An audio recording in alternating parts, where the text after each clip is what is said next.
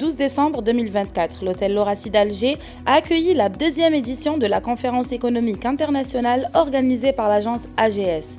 Cet événement, placé sous le thème des défis économiques mondiaux, perspectives pour l'Algérie à l'horizon 2030, a rassemblé des experts de renom, des décideurs politiques ainsi que des représentants des secteurs publics et privés.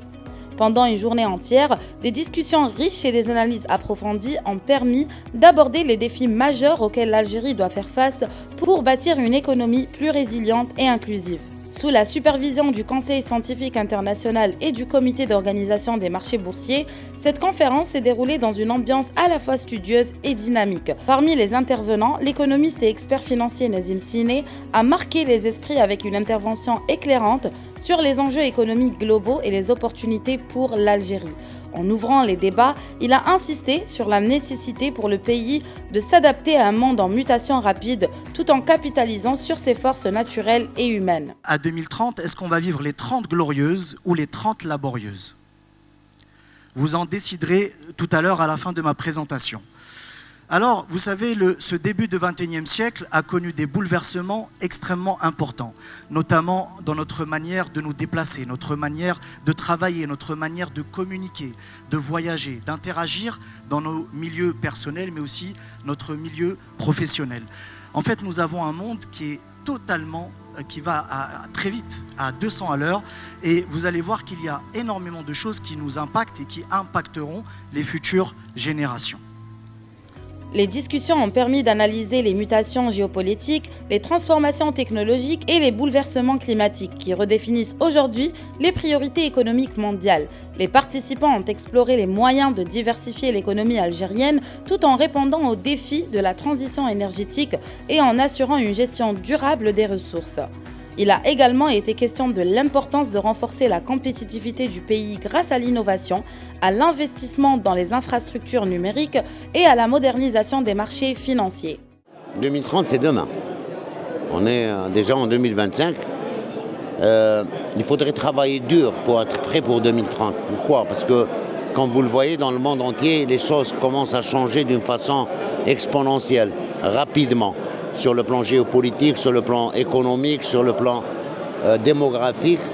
Et je parlerai de mon secteur, l'aéroport d'Alger. Moi, dès le départ, je me suis mis dans l'optique de travailler sur un aéroport de 2030-2040. Pourquoi? Parce qu'aujourd'hui, d'ailleurs, même les aéroports, c'est une connexion entre aéroports, qu'on le veuille ou pas. L'aéroport d'Alger doit être connecté aux autres aéroports. Un citoyen qui voyage d'Alger vers ses pays en Asie, en Europe, qui est soumis à un traitement par intelligence artificielle, doit avoir aussi cette technologie ici.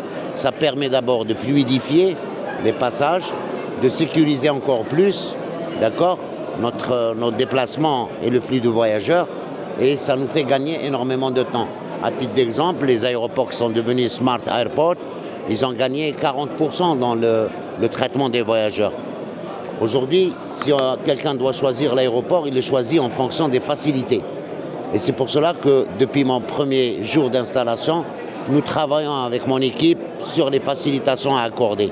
Donc, les échanges ont également mis en lumière la nécessité de renforcer les partenariats entre les différents acteurs de l'économie nationale et internationale. Cette approche collaborative a été présentée comme essentielle pour anticiper les transformations globales et identifier des solutions adaptées aux spécificités de l'Algérie. Les discussions ont souvent convergé vers l'idée que le pays doit investir dans la formation et l'éducation pour préparer ces jeunes générations aux défis d'un marché du travail en pleine expansion. La conférence a aussi été l'occasion d'aborder les perspectives offertes par des secteurs porteurs comme l'économie verte, qui pourrait jouer un rôle clé dans la diversification économique du pays.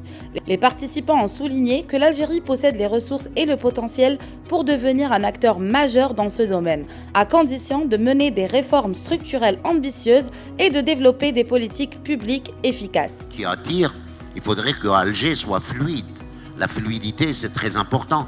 Les contrôles doivent être très fluides pour permettre à des gens d'avoir des connexions. Alhamdoulilah, on a un pays qui se trouve aux portes de l'Europe. Comment arriver à rassurer cette fluidité, justement? Cette fluidité, il faudrait utiliser l'intelligence artificielle, la reconnaissance faciale, le e-gate. Donc on doit prendre le train aujourd'hui. Et on ne doit pas attendre est-ce qu'on est prêt, est-ce qu'on n'est pas prêt. On doit tout de suite démarrer.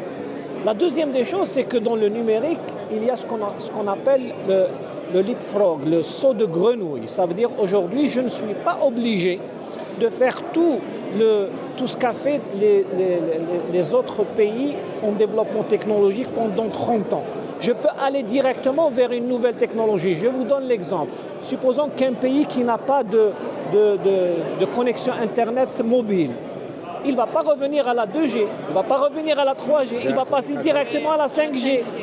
Vous voyez, le numérique, ça permet de faire un saut. Dans son discours de clôture, Nazim Siné a rappelé que l'Algérie se trouve à un carrefour décisif de son histoire économique.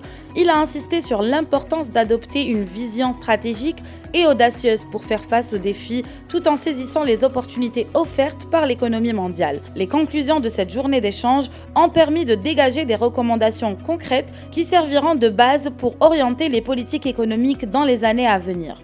Très particulier que la CAGEX accorde à l'accompagnement des exportateurs dans leur stratégie de développement et de pénétration, je dirais, des marchés étrangers.